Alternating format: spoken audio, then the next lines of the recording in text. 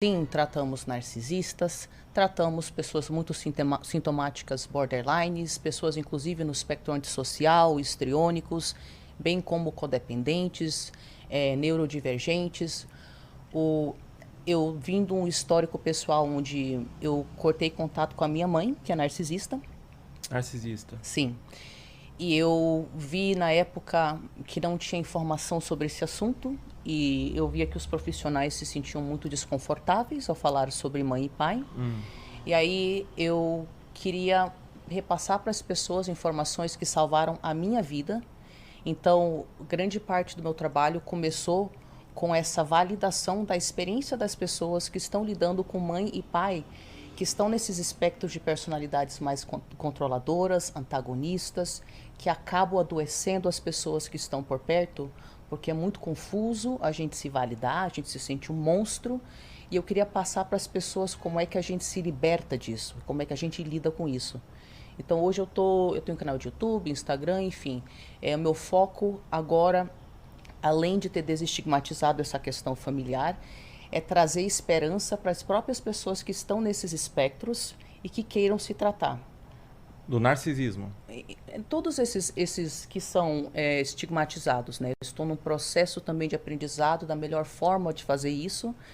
Então, existem algumas pessoas, particularmente jovens, no espectro narcisista, borderline, que era considerado intratável, tá? Nos anos 90. O borderline. Era o narcisista dos anos 90. Era o monstro que não tinha como tratar, entendeu? Hoje tem um monte de terapia específica para borderline, né? Que a gente possa, sem romantizar nada, e empoderando os sobreviventes, que a gente possa criar um espaço para todo mundo que vai se percebendo nesses espectros, para perceber que com muito esforço, mais esforço do que a gente imagina, tá? Mas com muito esforço, a longo prazo, melhorias são possíveis. O borderline, ele é um transtorno que ele é muito difícil de ter o diagnóstico, né? Ele é um transtorno que é muito confundível com outros transtornos, é um transtorno que tem um diagnóstico meio dúbio, não é tão claro quanto eu imagino a psicopatia. Como saber se eu sou borderline? Como que é o diagnóstico do borderline? Tá, então assim, na verdade, nenhum desses transtornos e transtornos de forma geral não são tão fáceis de diagnosticar, tá? A realidade é que demora anos para você ir percebendo um paciente e fazer uma boa anamnese de vários acontecimentos que vão colocando a pessoa nesse canto ou naquele canto. E por que eu estou falando isso? Muita gente que, por exemplo, é diagnosticado com depressão descobre que isso tem a ver com, na verdade, uma neurodivergência não tratada. Então, a primeira predisposição para a depressão foi uma neurodivergência num ambiente torto, né? Então, borderline tem características específicas que eu vou mencionar daqui a pouco, mas é muito importante entender que a gente está se movendo distante dessa ideia de que essa categoria de transtorno não conversa com aquela categoria que não conversa com aquela categoria. Na realidade, quando você percebe seres humanos, a gente percebe que essa pessoa tem uns traços que podem incluir uns traços daquele transtorno que é parecido, que pode incluir traços daquele outro transtorno. Então, isso acontece em várias áreas. Por exemplo, neurodivergentes, antigamente a gente achava autista tá para lá, TDAH tá para cá. Hoje nós sabemos que é extremamente comum uma pessoa autista ter traços ou diagnóstico de TDAH e uma pessoa TDAH ter traços ou diagnóstico de autismo, como pode envolver também superdotação, como pode envolver bipolaridade. No caso, por exemplo, de transtornos psicóticos, em vez de é transtorno esquizoafetivo ou esquizofrenia, nós entendemos que a pessoa pertence a um grupo que contém vários transtornos que envolvem sintomas psicóticos e ela pode ter uma mistureba de sintomas. No caso borderline,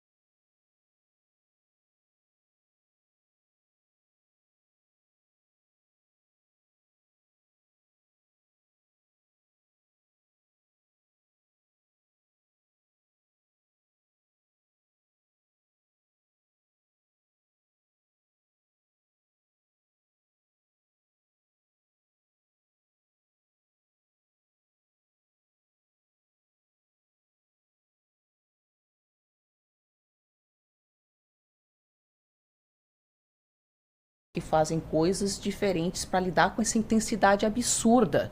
Algumas pessoas borderline viram toda essa intensidade para si e podem se fazer mal.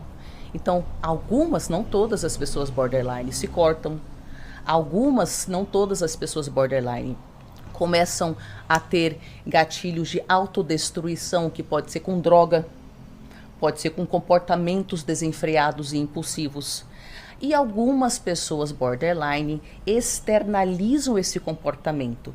É como se uma parte da personalidade dela, ao se sentir profundamente injustiçada numa relação interpessoal, falasse: peraí que eu vou proteger a gente.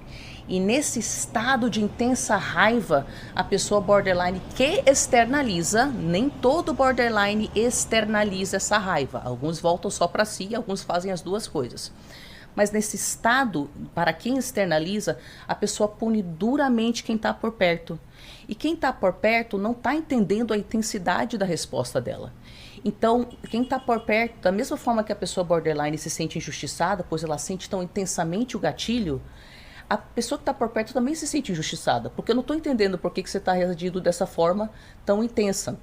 Ela demora mais para se regular. Ela mesmo se regulando, muitos borderlines que não aprenderam a regular suas respostas emocionais, porque eles conseguem, com técnica, com terapia, eles conseguem muito mais do que eles acham que eles são capazes, tá? Com muito esforço, borderline vira toda essa intensidade para sua transformação e é capaz do nível de cura e recuperação que nem eles acreditam que eles são capazes de ter. É mesmo? Sim. É possível curar o borderline, Não, então? não é. Quando eu digo cura, eu usei a palavra cura, mas eu digo cura como um processo eterno. Não como a pessoa chega num ponto lá onde ela não tem mais as dinâmicas internas. Então, quando a gente fala sobre processo de cura ou tratamento, a gente está falando que a pessoa continua com dinâmicas internas que são a razão por trás dos comportamentos, mas ela passa a ter uma presença de espírito tão forte que agora a parte da personalidade dela que toma conta de tudo isso não são mais as partes caóticas desreguladas, é a parte adulta. Então, ela tem a intensidade interna, ela tem o gatilho de abandono, ela tem a instabilidade na autoimagem, que vai mudando com o tempo, mas agora ela tem uma parte adulta que fala: não, peraí, eu aprendi a pausar antes de falar com a minha irmã, com minha mãe, com meu filho, com meu namorado, com minha namorada. Então, ela aprende nessa pausa a criar um espaço entre a reatividade, que acaba destruindo a ela, que pode ser homem, tá? Pode ser qualquer gênero aqui, e também a resposta que ela costuma ter, que acaba, criando ciclos de autossabotagem, porque o que borderline quer é um acolhimento, é uma compaixão, é que o outro entenda o seu mundo interno. E os comportamentos da pessoa border, quando ela está muito ativada, acabam afastando exatamente essas coisas que ela quer, né? Então, assim, é isso que eu queria falar para as pessoas. Eu queria que as pessoas separassem o conteúdo interno que todos nós temos, que ninguém pediu para ter. Ninguém pediu para ser borderline ou autista. Ninguém pediu para ter depressão. A gente não tem escolha. Mas a gente tem escolha. Com treino, 1% ao dia, perdoando-se pelo resto, a gente tem a escolha de aprender a lidar com isso. Então, para pessoas que têm pensamentos destrutivos, até ideação homicida, pessoas que têm muita escuridão, muita dor dentro de si, isso não é uma falha pessoal, não é um fracasso, entendeu? A gente pode aprender a lidar. Então, é isso que eu quero que as pessoas entendam. Você não é culpado pela sua depressão, você não é culpado pelo seu transtorno de personalidade. Mas você vai ter que fazer um esforço, filha da puta, para você aprender a lidar com isso. E a gente pode passar muito tempo falando: mas a vida é injusta, mas meus pais foram injustos. E é válido isso, sabe? Existe uma dor legítima aí. Quanto mais tempo a gente passa nisso, em vez de aceitar a realidade tal qual ela é, menos tempo a gente passa em adquirir as habilidades onde a gente vai transformar a nossa vida e conseguir resultados que, com a nossa mente pequena, depressiva, doída, a gente não consegue nem imaginar. Então é isso. Povo, se vocês se identificam com qualquer coisa que a gente vai falar aqui, Isso não é um fracasso pessoal. Tem um lugar na sua personalidade, que é a sua parte adulta, a sua parte sábia, que com muito treino, quanto mais você se conecta com ela, mais ela se torna a parte dominante da sua personalidade. E ela quer dar para você muito mais do que a sua mentezinha doída, traumatizada consegue imaginar. Quanto mais você entrega para essa versão futura sua, transformada, que existe dentro de você, a administração das suas questões internas, mais ela te dá. Só que vai doer. Vai doer, vai ser mais esforço do que você imagina, mas você também vai ter muito mais ganho do que você imagina. Então... É muito difícil, mas vale a pena, né? Porque as pessoas que têm o transtorno de borderline, você faz o outro sofrer, né? Só que a pessoa sofre muito também, né? Não é como o narcisista, que eu imagino que ele tem uma falsa resolução consigo próprio, porque ele não assume muita culpa, ele vive mais tranquilo. O borderline não, o borderline se culpa muito do que ele faz, né? Quando sai do impulso, né? Quando sai da impulsividade, ele desce e fala, caramba, cara, olha o que eu fiz. Às vezes tive uma crise aqui, destruí a casa e tudo mais, né? Quando a pessoa é só borderline, e aqui eu vou colocar um parêntese, muitos borderlines podem ter traços narcisistas e tem, particularmente um perfil de narcisismo chamado narcisismo vulnerável, tá? Mas não é todo borderline. Quando ela é só borderline, ela é absolutamente destruída pela culpa. Por isso que muitos borders viram a raiva contra si, sabe? Como forma de punição. No entanto, é por isso que eu falo, vamos desestigmatizar, senão a gente chega a conclusões falsas e artificiais que não ajudam as pessoas que estão buscando ajuda, que têm condições estigmatizadas. Então, por exemplo, tem-se uma falácia no Brasil de que borderline não pode ser narcisista.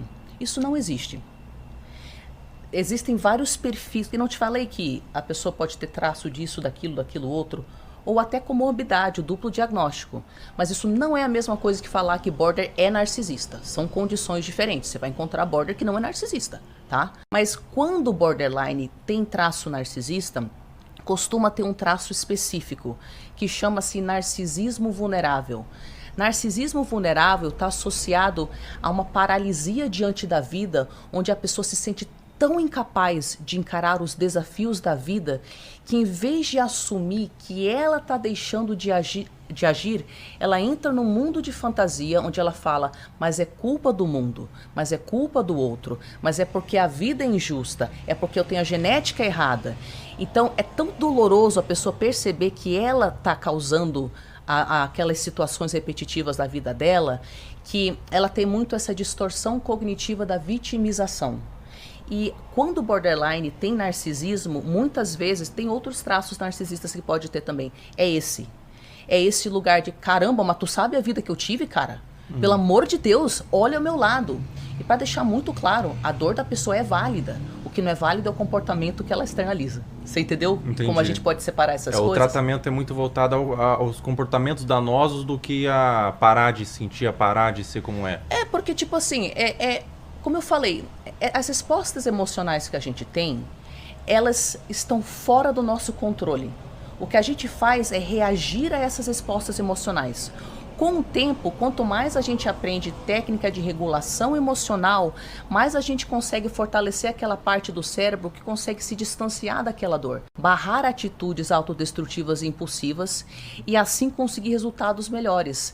Mas tipo assim, cara, é válido que a pessoa tem um sistema neurológico hipersensível, não pediu para ter isso. É válido que a maioria das pessoas borderline tem trauma na infância, cara, uns traumas às vezes horripilantes, difíceis de até ouvir, sabe? Isso não é culpa dela, ela tem razão. Mas assim, a realidade é o que ela é, não o que a gente gostaria que ela fosse.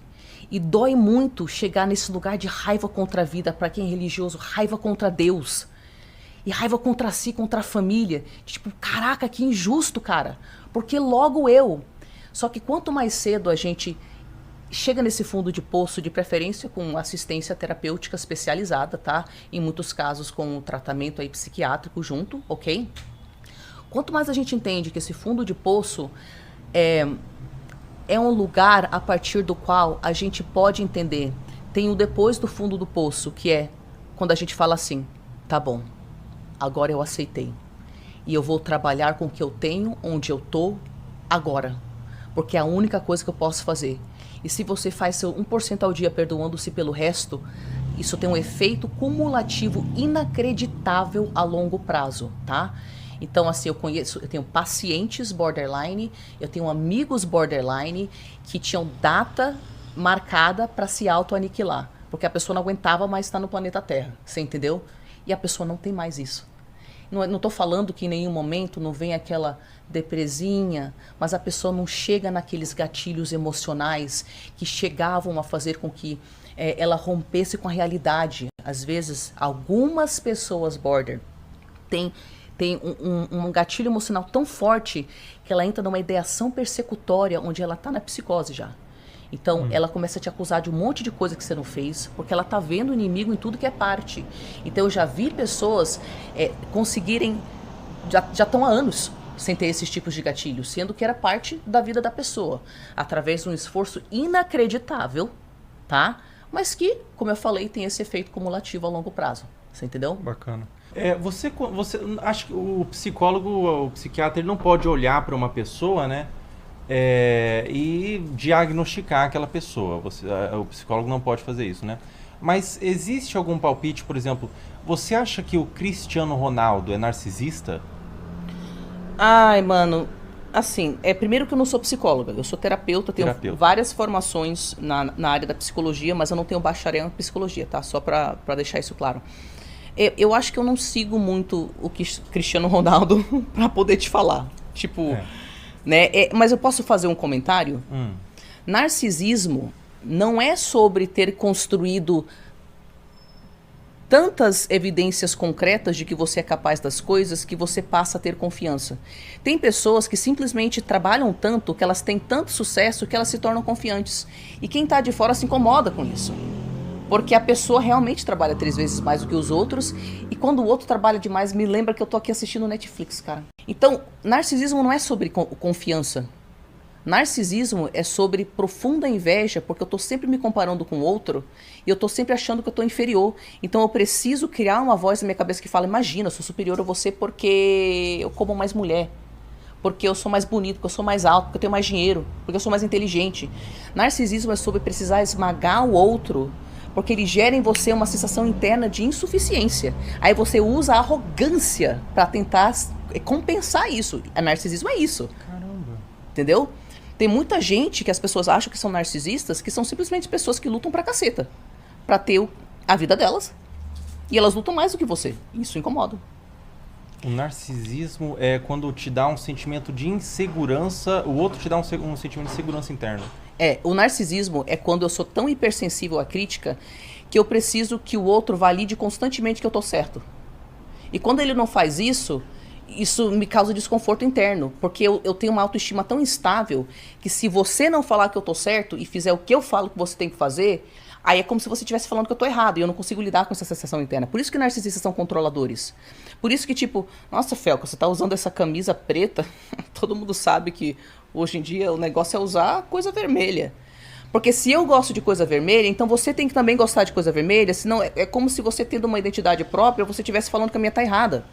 Então eu preciso controlar tudo no meu ambiente para todo mundo concordar comigo e eu ficar criticando tudo que desvia do que eu acho que é certo, porque eu sou muito hipersensível à crítica. Eu sou muito hipersensível a qualquer coisa que possa me fazer pensar por um segundo que eu não tô certo, que eu não sou melhor. Isso que é narcisismo. Por que as pessoas, não só narcisistas, mas as pessoas no geral, têm essa necessidade de ser melhor do que as outras? Essa necessidade de ser melhor, de onde que surge esse sentimento? Cara, vem de um jeito hierárquico de entender o valor das pessoas. Então vamos lá, tem 2 formas de se sentir especial. Usando o modelo do mundo, que é... Sabe, eu detesto esse negócio. Sabe aquele negócio que as pessoas fazem de dar uma nota para as pessoas? Ah, ela é nota 10, ele é nota 5. De acordo com o padrão de quem? De acordo com o padrão do mundo. Então, se você usa um valor externo, e as pessoas podem falar, tá, mas a sociedade funciona assim mesmo. Ok, não estou negando isso, mas espera aí, tem mais que eu vou falar. Se você seguir de acordo com valores externos, vai sempre ter alguém melhor que você. Você pode ser musculoso, tem alguém que é mais. Você pode ser alto, tem alguém que é mais. Você pode ser rico, tem alguém que é mais. Não tem como manter uma autoestima estável usando valor externo. Se você quer se sentir especial com essa hierarquia a partir de valores externos, você nunca vai conseguir por muito tempo. Mas, se a pessoa reconhecer que ela é única, que você é único, que eu sou única, e você realmente acreditar nos seus valores, nos seus sonhos, investir naquilo, você vai perceber que não só você é especial por ser único, mas todo mundo é. Porque não tem como alguém competir em ser Felca. Não tem como alguém competir em ser Tariana. Tem 10 milhões de pessoas no mundo que falam sobre narcisismo, mas ninguém fala do jeito que eu falo, trazendo as coisas que eu trago. E eu não falo do jeito que aquela outra pessoa fala, entendeu? Porque a minha experiência é absolutamente única. Ninguém vai ganhar em ser Tariana. Então, se você pauta sua sensação de ser especial em cima de aceitar as suas características, você não se incomoda tanto com o mundo externo. Porque você deixa de se guiar a partir disso. Você deixa de ficar competindo com as pessoas. Se comparar com o outro de uma forma racional, tipo, putz, eu tô ganhando, sei lá, 1 milhão por ano, Beltrano tá ganhando 8 milhões. Eu queria ganhar 8 milhões. Vamos ver a diferença entre o modelo de negócio dele, que tá na mesma área do meu, e o meu modelo de negócio, e de que forma que eu posso aprender com ele que tá no futuro. Ok, essa é uma comparação legítima, porque tá trazendo para o seu sonho, que é seu sonho. Você tá aprendendo com o outro como chegar no seu objetivo. Agora, vou pegar um padrão externo, tipo... e quem tem o maior número de títulos? Você pode ter 15. Fulano tem 16. Nunca vai chegar, né? Nunca vai chegar. Você fica se comparando, mas sempre vai ter alguém que não tem o que você tem. Mesmo se você se comparar com o Elon Musk, quando você tiver o dinheiro do Elon Musk, vai ter pessoas que não têm a fama que o Elon Musk tem, daí você vai querer ter outra coisa. Daí não tem pessoas que têm um legado que outra pessoa tem, vai querer ter outra coisa. E vai ficar se comparando, nunca vai se aceitar, né? Exatamente. Faz todo sentido. E quando o psicopata é alguém da nossa família, que não é fácil o desvínculo? Quando é uma mãe, eu sou um adolescente ali, quando é um pai, quando é o meu irmão, minha irmã, como que faz? Quando a pessoa é adolescente? Quando a pessoa não consegue se desvincular muito facilmente. Não necessariamente adolescente, mas um vínculo mais difícil de desvincular. Tá, assim, infelizmente adolescente está numa situação que, a não ser que tenha, se for uma coisa muito extrema e não tiver uma outra pessoa na família, onde ela possa, através da polícia e por meios legais, tentar fugir de lá, e é muito difícil isso. É muito difícil mesmo a pessoa conseguir sair disso. Mas uma pessoa, tipo assim, eu tô em contato zero com a minha mãe. E uma das coisas que eu ajudo as pessoas a fazerem, nem todas as pessoas vão cortar contato com seus pais, tá? Nem todas as pessoas querem. Mas algumas pessoas estão lidando com pessoas muito mais perigosas que minha mãe, por exemplo. E elas sabem que elas têm que cortar contato. Então, eu ajudo as pessoas a se prepararem psicologicamente para cortar contato. Então, o que a gente precisa entender? Se você fica num relacionamento para o qual sua bússola interna fala perigo, perigo, não, não, não, você está escolhendo aquilo. Por mais que pareça impossível você se... A câmera morreu. Por mais que pareça impossível você se desvincular daquilo, eu vou te falar como é que faz, tá? Todos nós ficamos em relações tóxicas por causa de alguns medos comuns. Então, tem vários tipos de medos. Eu me sinto responsável por preservar a imagem de família perfeita da minha família, e se eu cortar contato, isso vai expor a disfunção. Eu preciso psicologicamente acreditar que meus pais me amam, e se eu cortar contato eu vou ter que aceitar a devastação psicológica de que não existe amor e respeito nesse relacionamento, e eu prefiro ficar no mundo de fantasia do que lidar com a depressão profunda de perceber que eu nunca vou ter mãe e pai do jeito que eu queria. Eu sou financeiramente dependente deles. Eu estou numa situação onde eu tenho filhos pequenos, estou desempregado, eu preciso de uma forma muito prática da ajuda deles. Minha mãe foi abandonada por todas as pessoas porque ela é extremamente abusiva e eu sou a única pessoa na vida dela. Mesmo eu sabendo que é ela que faz isso com ela mesma, eu me sinto responsável por ser o único vínculo dela. Eu tenho fobia social. Mesmo que eu saiba que meu relacionamento com meu pai é extremamente tóxico, é a única pessoa com a qual eu consigo falar. Eu acho que eu vou morrer de solidão, cara. Eu não vou aguentar a devastadora solidão de não ter um vínculo, então vou ter que ficar aqui. Então, o que eu tô falando para as pessoas? Faça uma lista das razões pelas quais você tá nesse relacionamento. Porque não é porque ele é bom. É porque é desconfortável, mas você tem algum tipo de medo, culpa ou senso de inadequação relacionado a isso.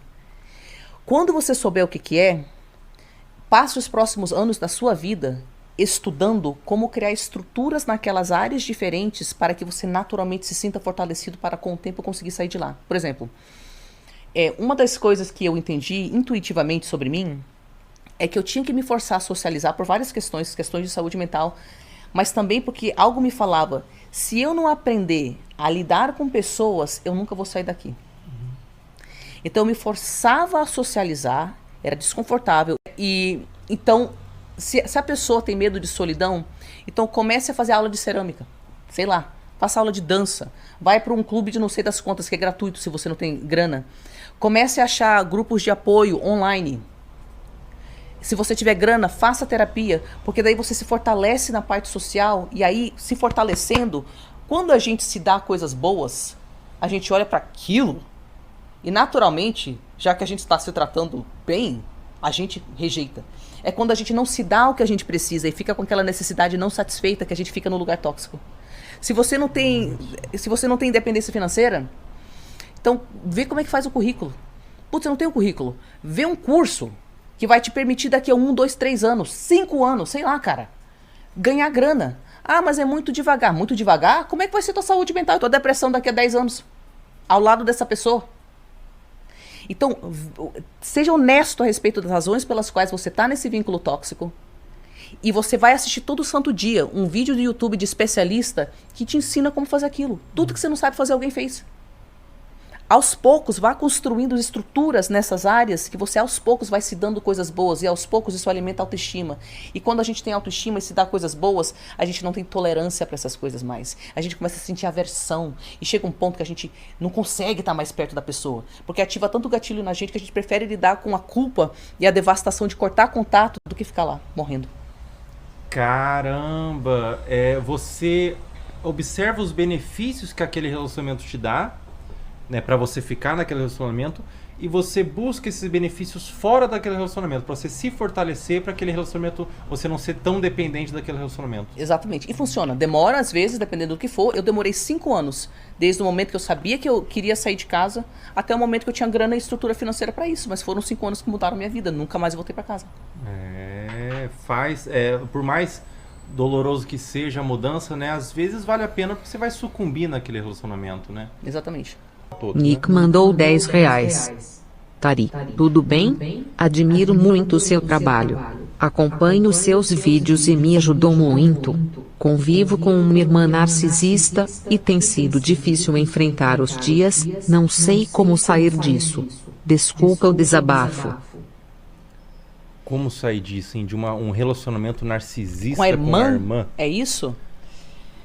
Olha, eu não sei se você é adolescente e você tá numa casa onde você não tem como sair.